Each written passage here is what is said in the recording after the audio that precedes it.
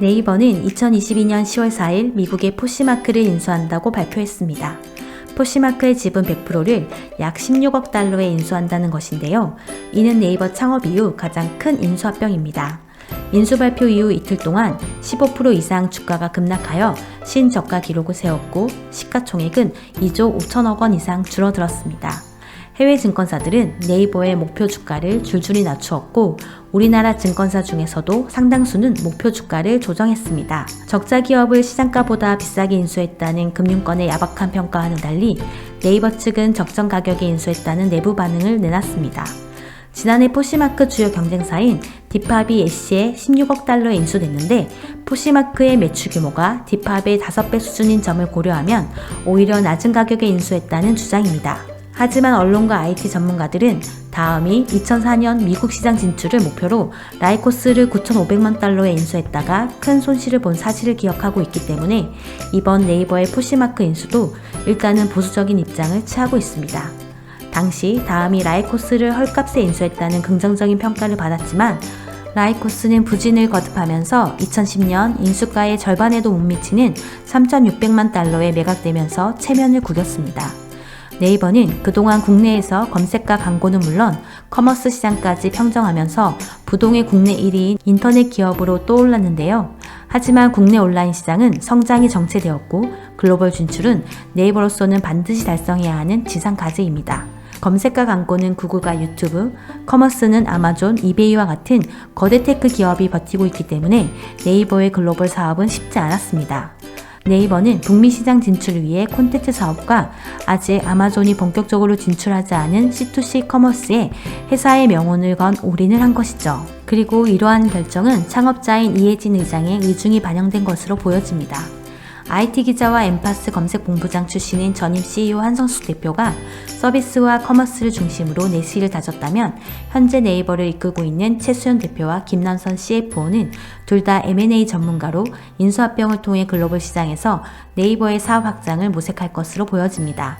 네이버가 라인을 통해 일본 시장에 진출할 때 상당 기간 이해진 의장이 일본에 머물면서 사업을 직접 진두지휘한 전례를 볼 때 포시마크 인수와 함께 앞으로 이해진 의장이 네이버의 기술력과 비즈니스 노하우를 포시마크에 이식하는 업무를 직접 챙길 것으로 예상됩니다.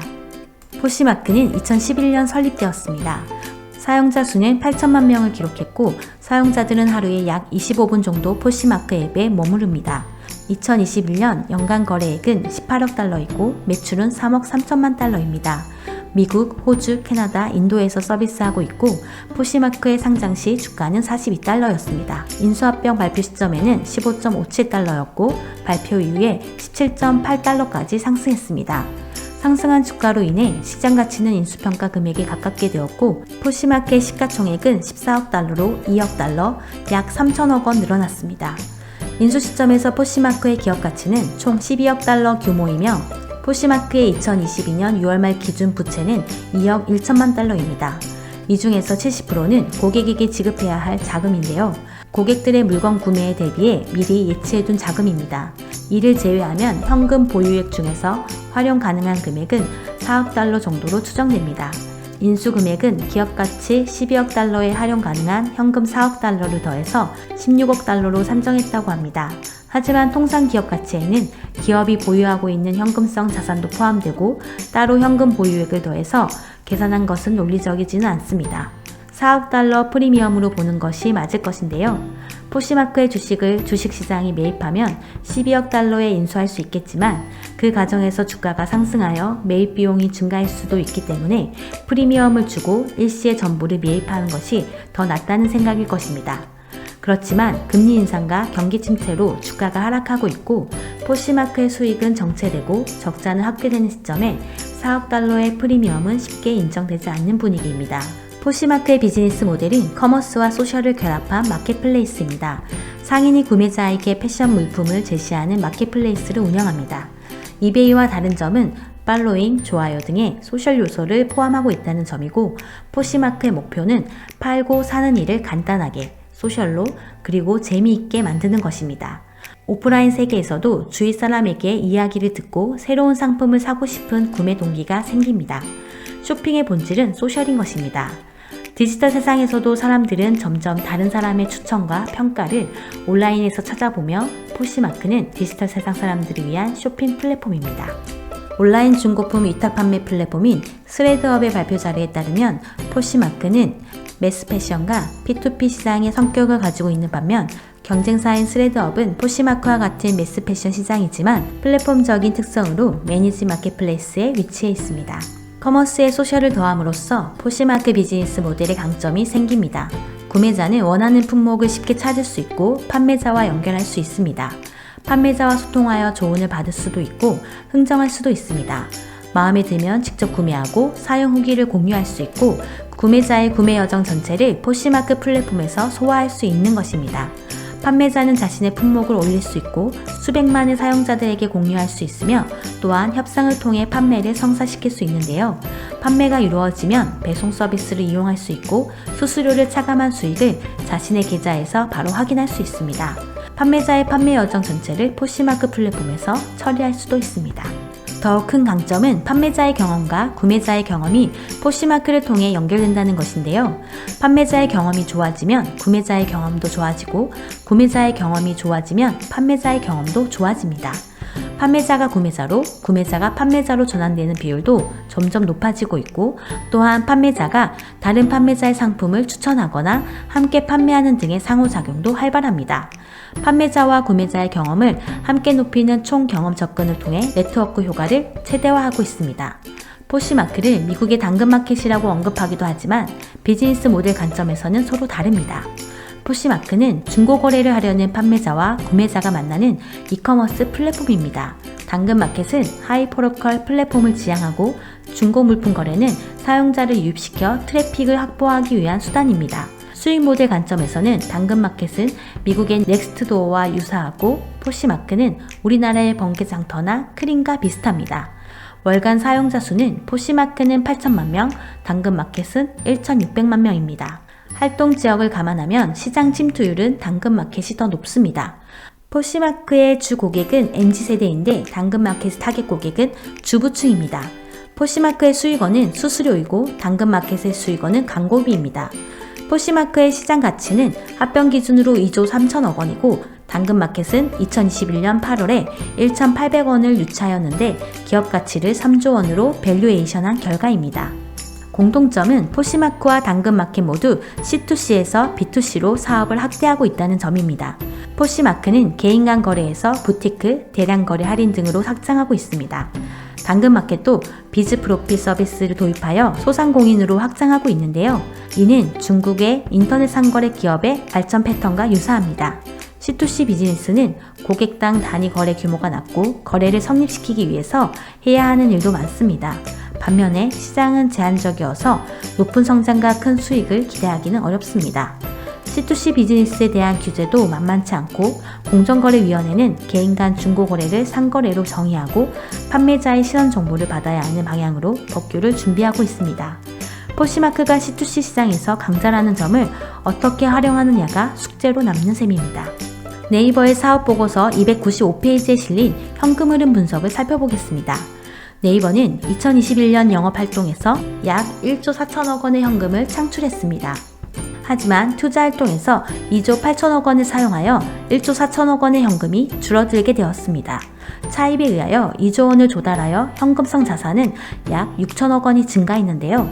그 결과 2021년 말 네이버의 현금성 자산은 9,600억 정도입니다. 연결 기준으로 네이버의 현금성 자산은 2조 8천억 원 정도이지만 자회사들이 보유하고 있는 현금성 자산을 활용하는 것은 한계가 있어 보입니다. 네이버의 포시마크 인수자금은 2조 3,441억 원입니다. 인수대금 규모는 네이버 그룹 전체가 보유한 현금성 자산의 80% 달하는데요. 네이버 자회사가 보유하고 있는 현금성 자산을 활용하는 것은 한계가 있습니다. 네이버는 보유 자산을 매각하거나 상당한 규모의 차입을 해야 할 것으로 보입니다. 포시마크는 2022년 상반기 동안에 약 3,700만 달러의 적자를 기록했습니다. 그리고 분기별 적자 규모는 계속 확대되고 있는데요. 2021년에는 9,800만 달러의 적자를 기록한 점에 비추어 보면 2022년에도 2021년과 비슷한 규모의 적자를 보일 것으로 추정할 수 있습니다. 이는 네이버의 연결재무제표에 연간 1천억 원을 상회하는 마이너스를 가져오게 되었고, 포시마크의 영업에 의한 현금 흐름은 2022년 상반기 동안 1,685만 달러, 약 244억 원의 마이너스를 보여주었습니다. 상장에 의해 확보한 여유 자금을 활용할 수 있을 것이기 때문에 네이버가 현금을 지원해야 할 부담은 거의 없을 것으로 보입니다. 2022년 6월 말 포시마크의 현금성 자산은 5억 9,700만 달러에 달합니다. 포시마크의 최근 4분기 평균 매출액은 8,500만 달러이고 평균 운영 비용은 약 1억 달러입니다. 매출액이 운영 비용을 커버하지 못하기 때문에 적자가 나고 있는 것이죠. 문제는 매출 증가 속도보다 운영 비용 증가 속도가 더 빠르다는 점입니다. 그 결과 운영 비용 대비 매출액 비율은 2021년 3분기 91.6%에서 2022년 2분기 79.5%로 더욱 나빠지고 있습니다. 네이버는 포시마크의 매출을 더 빠르게 증가시키면서 동시에 운영 비용을 최적화해야 하는 숙제를 안고 있는데요. 네이버는 중복된 연구개발 부분을 정리하고 라이브 커머스와 검색 기능 등 IT 기술을 활용하면 연간 약 3천만 달러 규모의 비용 절감이 중기적으로 가능할 것이다 라고 전망하기도 했습니다. 하지만 현재 원가 구조로는 연간 6천만 달러의 비용을 절감해야 적자를 면할 수 있는 상태입니다. 네이버는 포시마크를 인수하여 무엇을 얻을 수 있을까요? 네이버는 기존 네이버가 강점을 보이고 있는 커머스와 컨텐츠를 융합하여 가치를 창출할 수 있을 것이라고 설명합니다. 하지만 각 서비스의 고객 특성이 다르기 때문에 이들을 매칭시킬 수 있는 접점을 찾지 않으면 쉽지 않을 것으로 보입니다. 단기적으로 가능성이 커 보이는 것은 리커머스 시장입니다. 리커머스 비즈니스를 하고 있는 스레드업의 자료에 의하면 리커머스 시장은 2025년에는 770억 달러 시장으로 빠르게 성장할 것이라고 합니다. 리커머스는 디지털 소비자 특성에 적합하고 분석하며 불합리한 소비를 혐오하고 스스로 검색을 통해 찾고 이용 후기를 공유합니다. 포시마크는 리커머스 비즈니스 경험이 풍부해서 IT를 활용하여 수익성을 갖춘 운영 모델을 확보한다면 좋은 성과를 낼 수 있을 것입니다. 리커머스 시장은 아직은 빅 플레이어가 없습니다.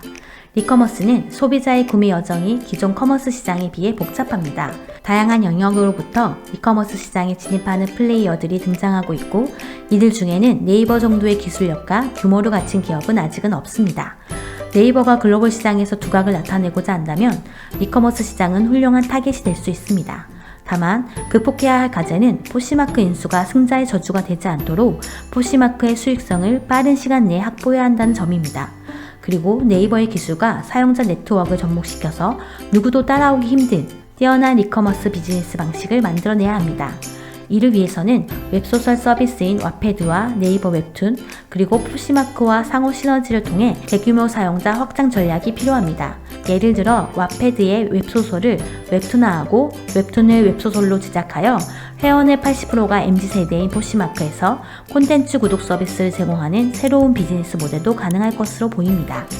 여기에 네이버 웹툰 자회사인 스튜디오 N을 통해 웹툰과 웹소설을 드라마와 영화로 제작하여 북미 시장에 제공하는 영상 사업도 탄력을 받을 수 있습니다. 스튜디오 N이 2020년 제작한 드라마 스위트홈은 국내는 물론 해외에서도 큰 화제를 모으면서 가능성을 입증한 바 있습니다.